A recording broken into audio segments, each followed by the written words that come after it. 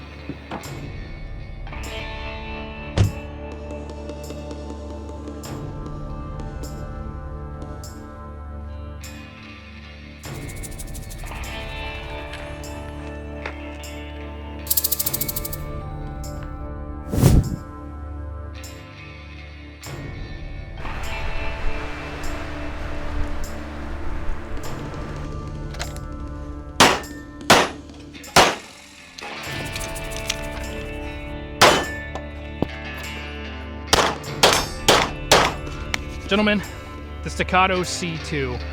If you're somehow unfamiliar with Staccato at this point, I don't know how, but in 2019, Staccato rebranded themselves, formerly STI International, and they brought with them the Staccato line of pistols. They changed from being a competition-focused company into one more focused on concealed carry and duty. And what we've been left with is a huge revival of the 2011 style pistol. Now there's a couple of huge advantages of the 2011, and we're going to talk about all of them. The 2011. This started life as a regular Staccato C2 with their modular polymer frame. I've obviously made some pretty significant upgrades. Actually, my buddy Jeff made some pretty significant upgrades. First up is this steel Chile grip, followed by Deal Pull Delta Point Pro using the Staccato DPO system, TLR1 HL, Jarvis barrel, Atlas recoil guide and guide spring, a Parker Mountain machine compensator, and the Chile flared magwell. Now, one of the reasons that the 2011 has become so popular is because of its trigger, and this is no exception. I have this thing set to pull right at about 2 pounds, and it feels absolutely phenomenal. When you compare this to something like a Glock or a Smith or an HK, what you're getting isn't just higher quality components, better quality control. You're also getting that 1911 feel, the grip angle, the height over bore, and the trigger. And that's one of the big things that attracts guys to this type of gun. Now, that's not to say that they're without flaw. Ask anybody 10 years ago how their 2011 was shooting, and you probably got a different answer depending on the weather. Sometimes they shot great, other times not so much. And actually, a big problem was the magazines. They were designed to be tuned to user specification in competition settings. You'd see guys taking these things apart between stages, stretching the springs, blowing them out with air duster, spitting on the springs, doing all kinds of stuff to make them more reliable for the next stage. 2011s seem to have come a long way since then. We no longer have that problem. And like with anything, results may vary. Not everything is perfect, nothing is. But the Staccato line of 2011s has come a really, really long way since those early days when there were all of those quality control issues. Now, the other thing to talk about the 2011 is the duty aspect. It's no secret that the federal Marshals have made the Staccato P, the bigger brother to the C, their official duty pistol. And one of the reasons I think that's significant is because whether you like 2011s or not, the federal marshals have a pretty serious job protecting federal circuit judges. They're not going to put their lives on the line with something that they think won't work.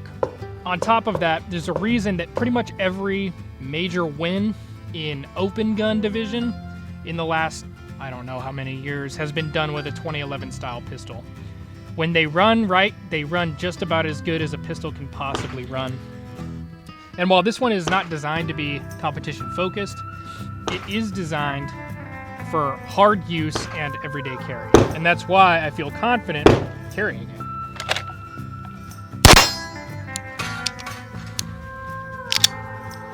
Gentlemen, I would be remiss if I didn't talk about the grizzly in the gorge, and that is the price.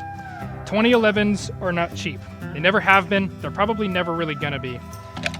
You do have options like the Springfield Prodigy series that significantly reduce the cost, but you're still looking at $1,400, $1,500 unless you can get one on Blue Label, and that's still double and sometimes triple the price of the equivalent Glock. So why would you go with something like this? My question to you is, how much is your life worth? I would rather spend $2,500 on a pistol, put $1,000 worth of work into it to make it personalized for me, even if I don't necessarily need to, and bet my life on that. Because the one thing that this gun does for me that a lot of guns have not in the past is given me confidence. Confidence to carry it, confidence to use it, confidence to compete with it. And that's something that's really hard to come by. Now, I also want to say this is not the first 2011 I've owned. I owned my first Staccato in 2019 when they launched. It was a C2. Then, after about 10,000 rounds, sold that and got an XC. After about 12,000 rounds, sold that, got a Bull Armory SAS2 Viper. After about 8,000 rounds, sold that, got a Staccato P Duo. That was a lemon. It had to go back to Staccato a couple of times. I ended up just returning it because they couldn't get it to work right. It was like an unregistered machine gun. And then now I've ended up back with another Staccato C2. And this, to me, is probably the perfect gun. I don't see myself ever wanting to sell this. It looks really cool. It shoots amazing. I have some high-speed footage that I rolled in at some point, I'm sure.